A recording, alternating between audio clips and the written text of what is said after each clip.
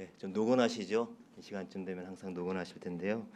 오늘 말씀 속에 이런 단어가 나와 있습니다. 너희는 정신을 차리고 근신하여 깨어 있어 기도하라. 이런 말씀이 나오고 있습니다.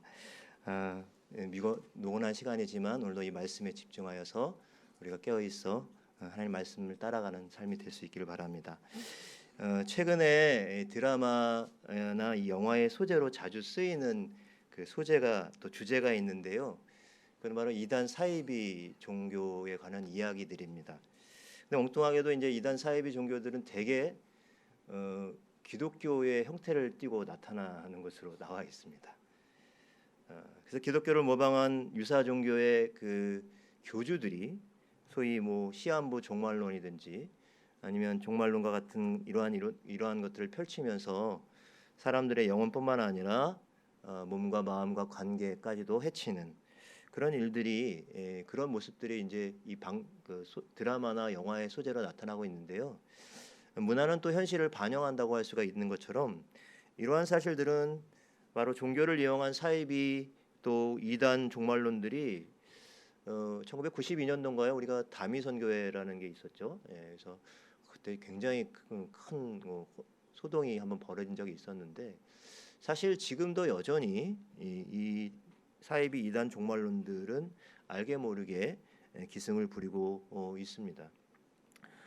시한부 종말론의 역사는 상당히 오래되었는데 대부분 나타내는 공통점은 벌써 이 단어 자체가 그렇듯이 인간의 불안한 심리를 이용합니다. 그래서 타인의 재산이나 노동력을 착취하고 또 모든 일상과 관계들 또 가정이 깨어져 나가는 그러한 파괴적인 결과들을 가져오곤 합니다. 자, 그런데 우리말에 빈대 잡으려다가 초가상간 다 태운다는 이야기가 있습니다.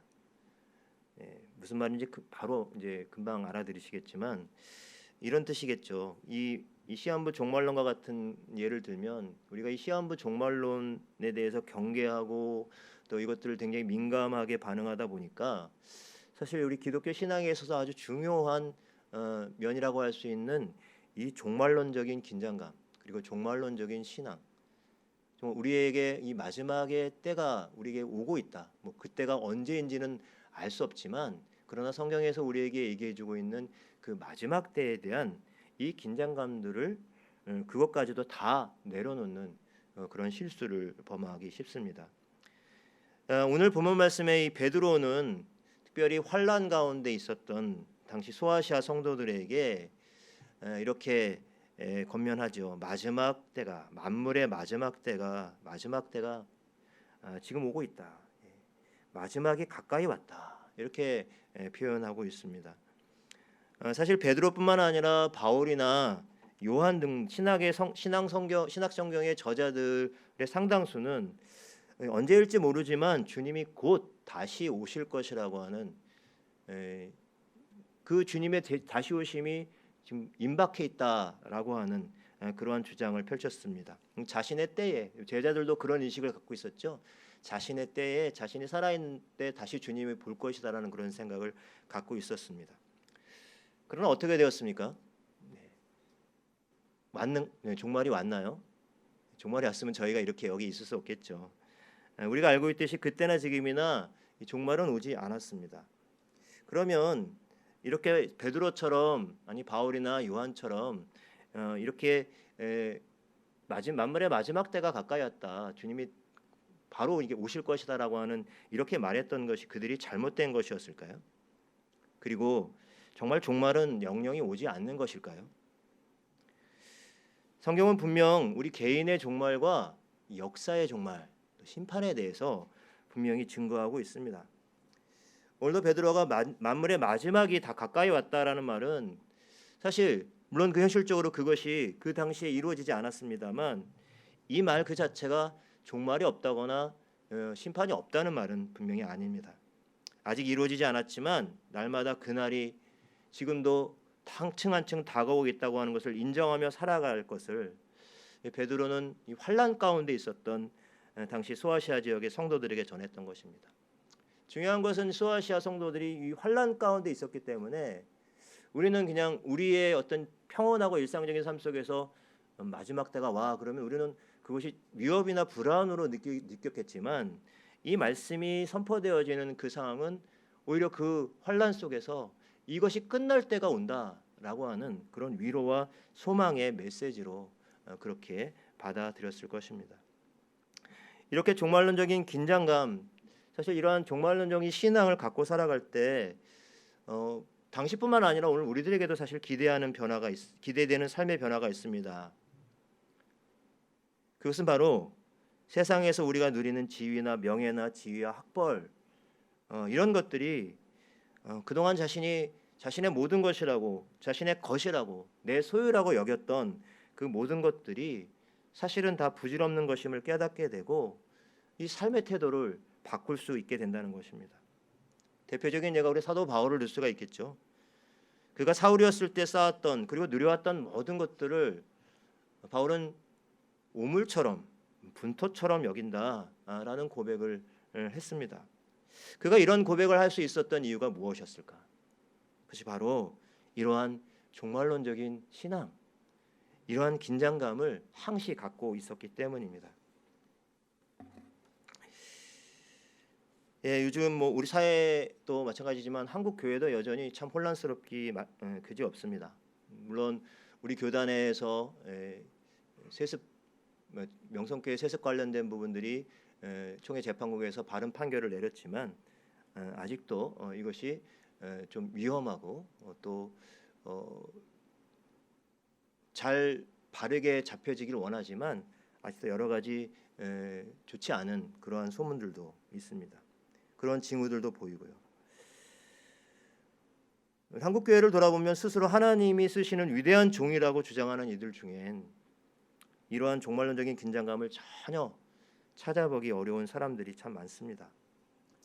교단의 총회장이나 기독교 단체의 장이 되려고 세상에서도 잘 쓰지도 않는 그러한 부정적인 방법들을 동원하는 사람들이 그렇습니다. 많은 사람들이 분노해서 교회와 기독교를 떠나는데도 기어코 자녀에게 교회를 불법으로 물려주는 사람도 그럼 겉으로는 종말에 대해서 수많은 설교를 하지만 실상은 이 종말을 믿지 않는 사람이라고 우리는 이렇게 이야기할 수 있을 것입니다.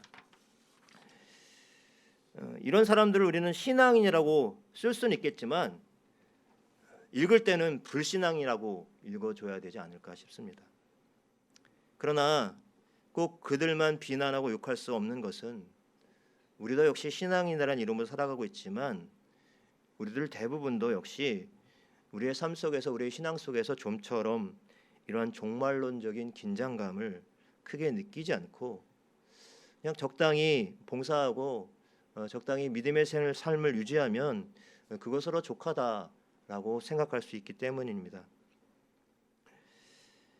저는 삶이 좀 흐트러지고 또 정신이 혼미해지고 좀 마음이 어지러울 때 항상 이렇게 묵상하는 것이 있는데요. 그것은 바로 이 나침반입니다. 나침반. 나침반에는 이 바늘이 있죠. 그 바늘은 정향을 정북과 정남을 가리키는 그러한 바늘이 있습니다. 만약에 극성을 그 자석이 붙어 있어서 이렇게 이제 서로 상극을 이제 나타내고 있는데 만약에 이 지남철에 아니면 이 바늘에 극성이 사라져 버리면 어떻게 됩니까? 나침반이 계속 픽픽 돌죠. 방향을 갈피를 못 찾게 됩니다. 우리의 삶의 때로 이렇게 갈피를 못 잡는 순간들이 있습니다.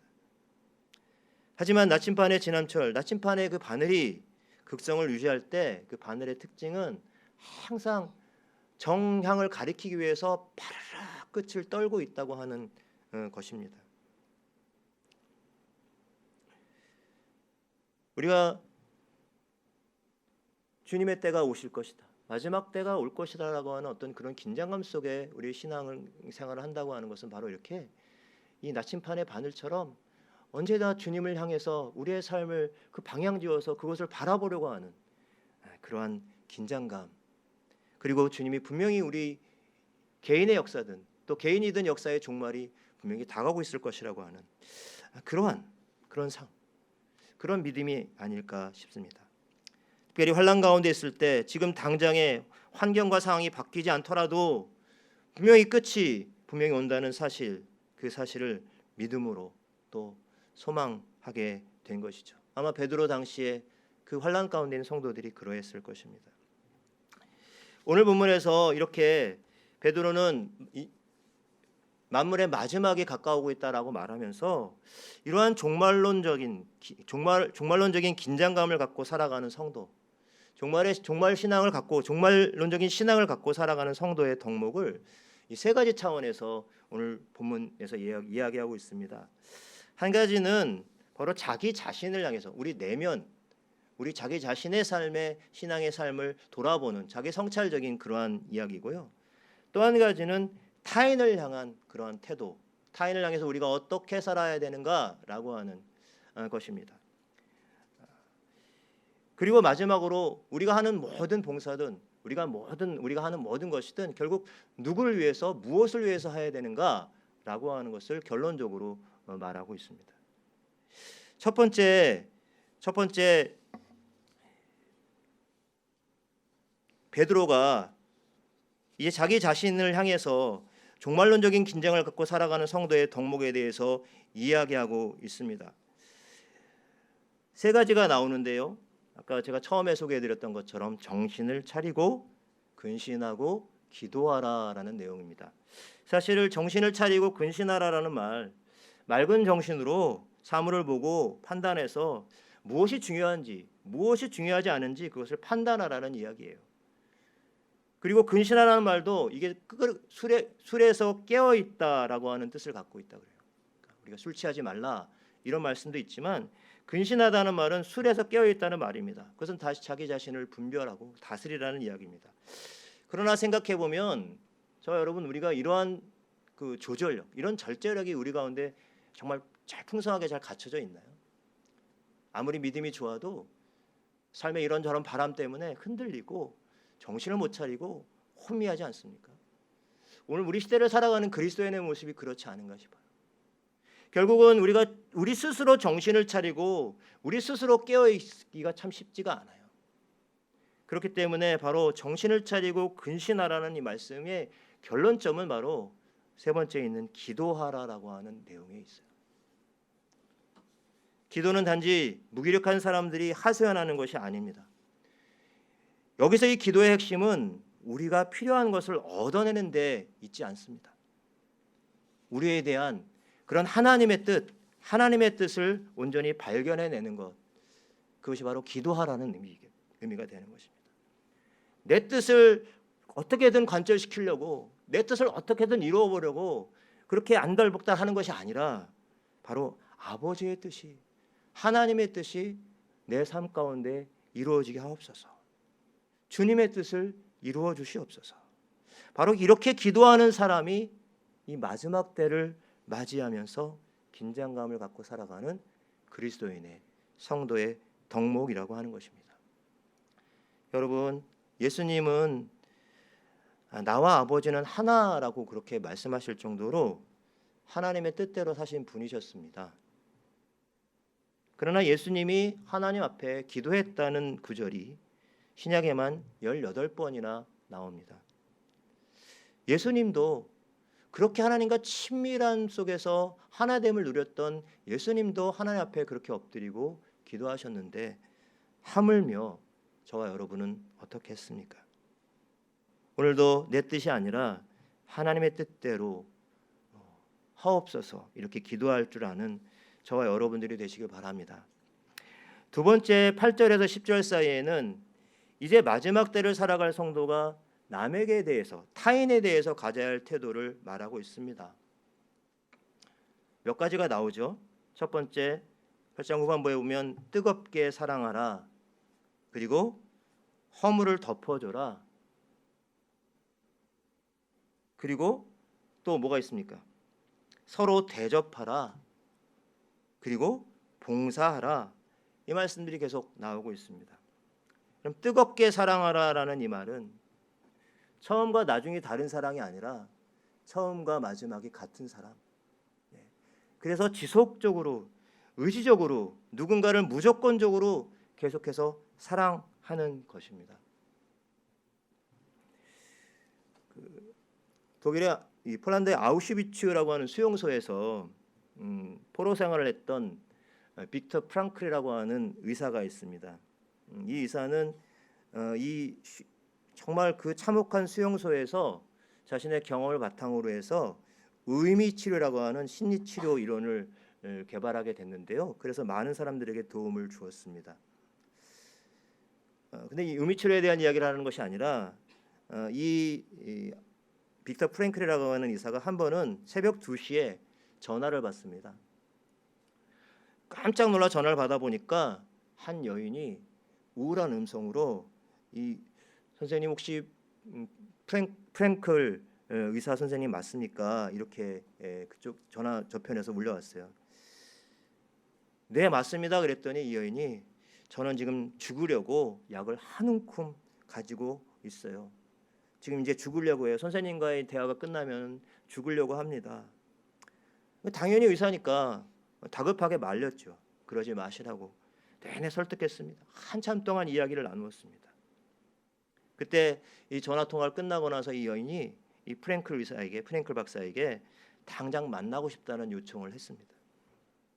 그래서 그녀와 약속을 하고 이 빅터 프랭클이 이 약속 장소에 나가서 기다렸습니다.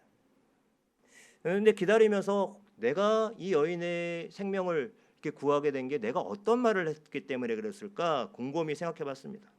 내가 어떤 말을 했길래 그녀의 자살을 막았는지 곰곰이 생각에 잠겼습니다. 근데 확실하게 결정적으로 그 여인의 죽음을 막아선 그 말을 자기의 말에서 찾을 수가 없었습니다. 얼마 후에 여인에게서 이런 이야기를 듣게 됩니다. 저는 그때 선생님이 무슨 말을 했는지 하나도 기억이 나지 않습니다. 다만 새벽 2시에 생판 모르는 여자가 밤늦게 전화를 했는데도 그냥 싫은 내색 없이 끝까지 응대해준 그 선생님의 마음과 열정, 그 관심과 사랑 덕분에 저는 살았습니다. 아무리 고도의 언어 치료 기법, 논리적인 설득 이런 것들이 있다 할지라도 이 여인을 살린 것은 그런 것이 아니라 그냥 포기하지 않고 그 새벽 3시 어려운 시간에 되는데도 화내거나 짜증내지 않고 그렇게 관심과 사랑을 보여준 것이었어요. 이렇게 낮아지고 내려가는 사랑이겠죠. 상대편에 서서 그 사람의 마음을 만져주는 사랑이겠습니다. 이러한 사랑 우리는 어디서 발견합니까? 하나님께서 우리를 죄악 가운데서 구원하시기 위해서 정말로 그 사그러들지 않은 맹렬한 사랑으로 우리를 사랑해 주신 그 사랑 아니겠습니까? 오늘 그 사랑으로 뜨겁게 사랑하라는 거예요. 만물의 마지막 때가 오는 그 긴장감 속에서 바로 누군가를 정말로 끝을 볼 그런 마음으로 그렇게 사랑하라는 이야기입니다. 자연이 이렇게 뜨겁게 사랑하게 되면 여러분 당연히 우리는 누군가의 허물을 덮어줄 수밖에 없겠죠. 뜨겁게 사랑하게 되면 우리는 때로 낯선 사람에 대해서도 우리는 환대하고 그들을 친절하게 대할 수밖에 없을 것입니다. 가끔 이 교회에 보면 새가족들이 아니고 낯선 사람들이 주중에도 찾아올 때도 있고 그렇습니다. 어떨 때는 주일날도 찾아와서 예전에 어떤 분이 오셔갖고 새가족처럼 왔다 갔다 하는데 제 기억에 되게 산만하신 분이셨어요. 근데 혹시나 모르겠어요. 그분이 우리 교회 지금은 나오지 않는 분인데 좀 이상한 분이시긴 했습니다. 새가족부에 올라와서 자기가 하나님이라고 얘기하고 당신을 위해서 왔다고 저한테 그렇게 얘기하는 분이셨으니까요. 근데 저는 그분을 계속 바라보면서 그분을 바라본 게 아니라 그분을 바라보는 저희 성도들의 시선과 또 성도들의 그 태도를 제가 좀 많이 봤습니다. 어떨까요? 물론 어떤 분들은 친절하게 대하시고 이런 분들이지만 굉장히 경계의 눈빛으로 바라보고 굉장히 가시눈으로 바라보는 그런 모습들도 있었던 것 같아요. 저런 마지막 때를 살아가는 그리스도인들의 이 사랑의 영역이 여러분 우리 안에서 좀 더 확대되어지길 바랍니다. 뜨겁게 사랑하는 마음들을 우리한테 부어주셔서 우리가 누구를 만나든지 간에 정말로 주님을 대하듯 그렇게 환대하고 대접할 수 있는 그런 사람이 되었으면 좋겠습니다. 봉사하라라는 말씀도 마찬가지입니다. 우리의 봉사가 그냥 내 힘으로 간간히 오는 나의 감동으로 내 의지로 하려고 하다 보면 쉽지가 않죠. 여기에 이 원천은 바로 우리가 뜨겁게 사랑하는 마음이 우리 가운데 부어질 때 그것이 가능한 일이라고 할 수가 있습니다. 그래서 결론적으로 베드로는 오늘 말씀과 말씀의 사역과 봉사 활동에 있어서도 우리 그리스도인들이 정말 누구를 위한 것이고 무엇을 위해 하는 일인지 분명히 할 것을 말해주고 있는데요. 11절 말씀입니다.